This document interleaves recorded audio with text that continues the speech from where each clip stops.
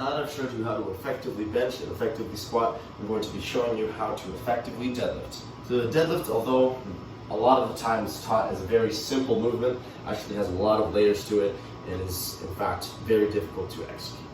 So, in the beginning, what you want to do is you want to find your stance somewhere around shoulder width apart. If you're doing conventional deadlift, if you're doing sumo deadlift, you want to be opening up your feet a little bit more.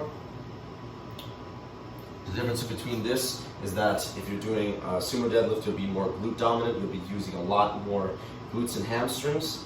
If you're doing, and you'll be using a lot of lats, as opposed to doing conventional deadlift is going to be using a lot more lower back and hamstrings.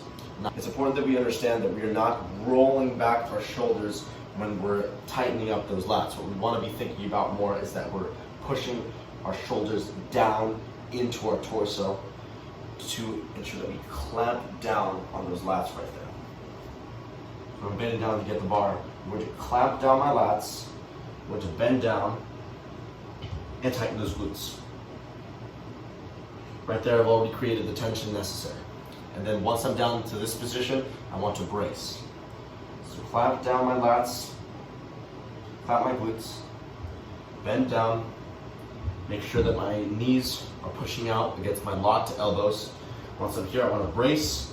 I want to have my chest facing pretty much out, pretty much up. I don't want my head looking up too much because this will throw my spine out of position, but I want my chest peering up a little bit. Then I'll push through.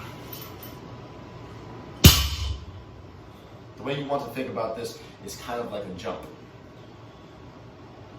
And it's not like a squat. You won't be pushing your knees over the bar too much. You're going to be bowing down into it, and you want to jump through the position. You want to be pushing through the ground with your feet and then leaning back.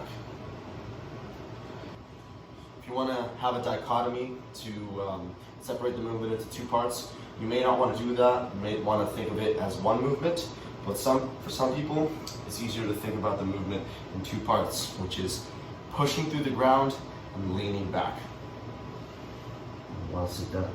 You want to bend down, lats tight, glutes tight, feet pressed against the ground, push through, and then once you get here, it's all back, lean back. Something that's always a big problem for people when first starting to do the deadlift is how much they sit back. Depending on how long your femur, you'll be sitting back less or more. If you have a shorter femur, you'll probably be sitting down more. If you have a longer femur, you'll be bent over more. It all depends, but all in all, your tibia has to be perpendicular to the ground. When I'm referring to tibia, I'm referring to your shin bone. But the sumo is going to be a little bit different. You're going to have your feet much wider than shoulder width apart. And you're going to want them pointed out. This is going to ensure that your knees are tracked out like that and that your glutes are tight. If your glutes are tight, then your knees will be pointing in the same position that your feet are pointing. For this movement, what you're going to want to do, you're going to push your knees out before you come to the bar. You're going to sit down into the lift, grab the bar. We want to keep in mind when we're sitting down to the bar on the sumo deadlift that the point of this is to get our hips as close to the bar as possible. Unlike the conventional deadlift, the sumo is more of a standing leg press. So at the beginning position, your hips will be very, very close to the bar. And what's left for you to do is for you to squeeze your glutes and push your legs outwards, dispersing the force, which will lock out your legs. And at the end, you just got to lean back to finish the lockout. You're going to tighten your lats, brace. And what you want to do in this movement is that you want to have your feet grapple to the ground and pushing out in both directions. You're going to disperse the force in both directions. Come down, tighten those lats, tighten those abs. And once you start this position, you want to tighten up the glutes and make sure that your hips are completely opened in this whole movement, because the main, like I said, the main disbursement all the force is going to be outwards into my legs.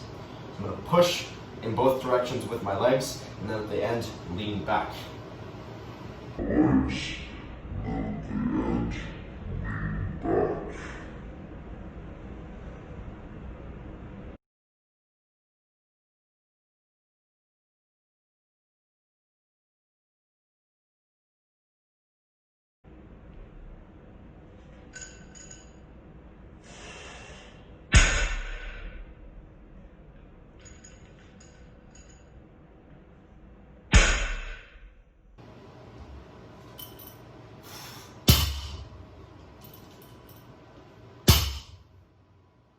Upright position, and that'll be ensured by the lat tightness that you have and the bracing that you do.